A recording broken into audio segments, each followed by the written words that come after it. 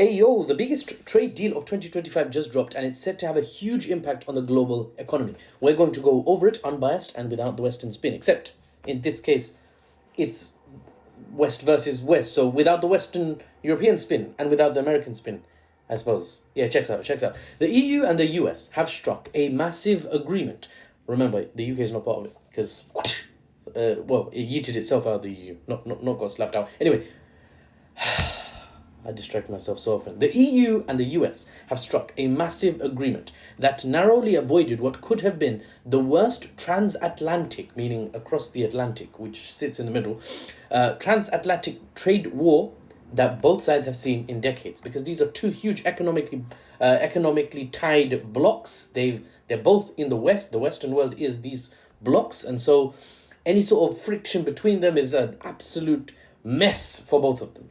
No agreement would have meant tariffs from both sides in a trade war would be expected in an economically hostile climate between America and the Western European countries. A deal which has been confirmed means economic peace. Even if you're unhappy with it, it means peace. Peace, but begrudging maybe to one side or the other. But with peace comes stability and comes predictability, which is the best for critical businesses that operate from both economic blocks that trade across these two huge economies. But here's the thing. This isn't a win-win that everyone is celebrating. The EU just agreed to pay a hefty price to keep its pinky in the American markets, to keep the American market open to Europeans essentially. Under this arguably harsh deal, European companies will face 15% tariffs on most exports to America. It's blanket, bruv, right? That's cars, that's pharmaceuticals, that's semiconductors, and a whole lot else. But wait, it gets worse, or better if you're American. It's framing, obviously. It gets worse for Europe. Steel and aluminium, they said, hold my 15%. I'll give you 50%. Ponchas, right? You're looking at crushing 50% tariffs on these staple basic resources. There's more to it.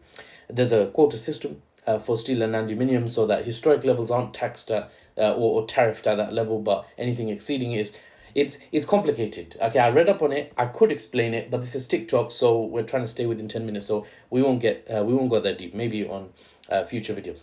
Now, long story short, EU got the worst deal for sure, and America got the best. Meanwhile, the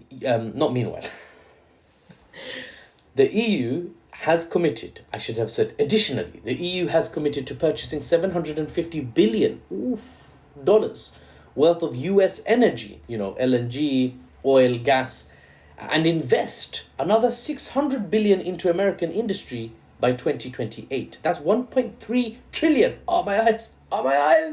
Like Phoebe Buffet and Friends. Oh, my eyes.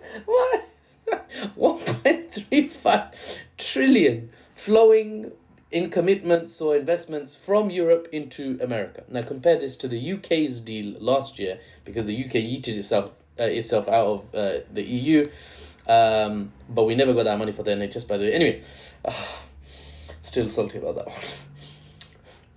But the UK got a better deal, is what I'm trying to say. The EU is not in the UK economically, so the EU has to renegotiate separately to the UK. The UK got 10% sweeping tariffs. That's what we got.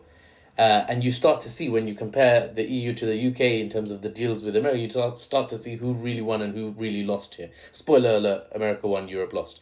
Now, European leaders are divided. Some call the deal damage control, and they say, okay, at least we have access to the American market. It was a bullet, but it was a bullet that we bit. Others see it as economic surrender. They're like, have we completely lost the plot? Have we not got the inner spine? Yeah, EU is apparently represented by some Italian guy.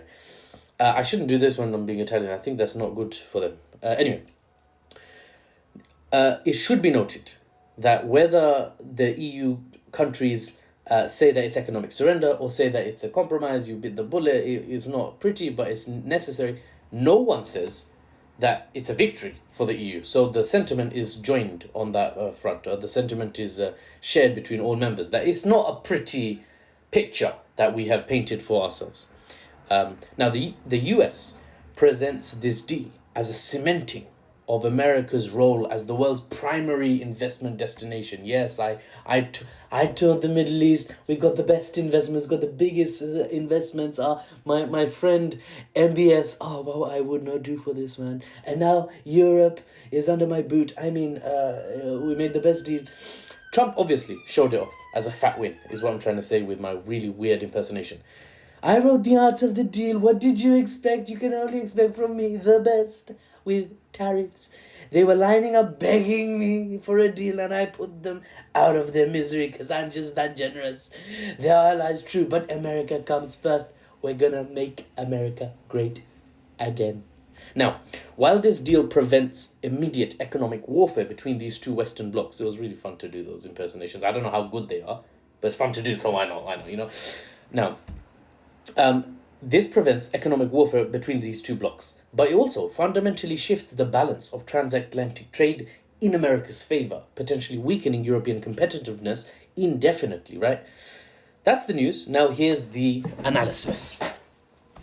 America has spent decades, basically in a generous dynamic with Western Europe. The Americans did indeed, it has to be admitted analytically, the Americans did indeed give Europe very generous deals. One could see that as detrimental to America deals, right?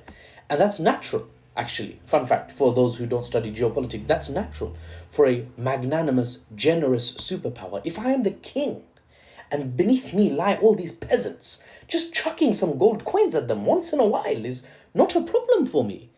But once, that was superpower America. That's old news. Now they're not the king. Now they've dropped down to great power status on par with China. And in a multipolar world where America is not the ruling, undisputed or indisputed hegemon, as in dominator, America can't afford to just be chucking coins away, right? It's bad deal. Now it's seen as a deal, not seen as generosity to your underlings. America can't afford bad deals where it's handing stuff out for free. So what Trump really has done is he's made it clear he understands America's new place in the world. He's talking about America being the best, but he's not stupid. Contrary to what he's working really hard to convince you he is stupid. But trust me, he's not that stupid. He knows America's place in the world now, and he's making deals accordingly. He knows he can't just be magnanimous and generous like a sovereign to his underlings anymore. He needs to make practical deals, and because America is so economically powerful, it can muscle its way into practical deals. Not with China, because China's also got muscle, but EU, much less muscle. America's no longer, Big Daddy USA, and his children are Western Europe. The children have grown up and America has grown old. It's time Europe take care of America now, right? That's the sort of dynamic. So America's asking for more now. So the deals have shifted in favor of Grandpa, right? Grandpappy, formerly Big Daddy, currently Grandpappy. But there's one final point to make, which obviously you won't hear in the Western media. The EU is not one country. It's a trading block. Sorry, I'm not sure why I said it like that. It's a trading block, yes. But it's a block of sovereign nations that make their own decisions on basically almost everything.